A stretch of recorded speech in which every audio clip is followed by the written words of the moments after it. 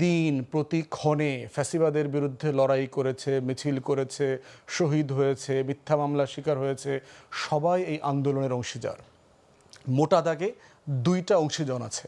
একটা হচ্ছে আমরা যারা রাজনৈতিক দলের কর্মী, আমরা বিভিন্ন ফর্মে গত 16-17 বছর ধরে বলেছি নির্বাচন দেন, ভোট দেন, গণতন্ত্র আসুক, এটা নিয়ে লড়াই করেছি। এবং রাজনৈতিক দলের তো হাজার হাজার নেতাকর্মীরা এই আন্দোলনে শহীদ হয়েছে। আপনার মিথ্যা মামলা হয়েছে 1,34,000-এর মতো, 60 লাখের উপর আসামি, 1 কোটির উপরে মানুষ পলাতক জীবনযাপন করেছে। মোটা দাগে বিএনপি, শিবির, ছাত্রদল, জামাত, হেফাজত সবাই এইটার ভুক্তভোগী ছিলেন। এখন প্রশ্ন হচ্ছে যে আওয়ামী লীগ দ্বারা বেশি নির্যাতিত কে হইছে, মানে এইটা প্রশ্ন হইতে পারে কিনা।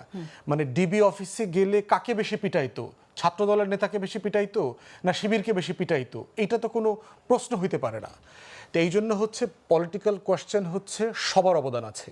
যারা 16, 17, 18 বছর ধরে লড়াই করেছে, সংগ্রাম করেছে কোনো না কোনো ব্যানারে, তার যেমন অবদান আছে। গত 24শে জুন, জুলাই, আগস্টে যারা আবাবিলের মতো লাখে লাখে নেমে আসছে মাঠে, তাদেরও অবদান আছে।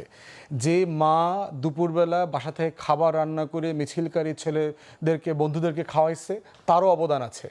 জানলা থেকে যে বাচ্চাটা পানি ভরে ভরে বোতল দিয়ে দিয়ে মিছিলকারীদের উপরে দিয়েছে পানি খাওয়ার জন্য, তারও অবদান আছে। যে রিক্সাওয়ালা রিক্সায় দাঁড়িয়ে স্যালুট দিয়েছে, তারও অবদান আছে।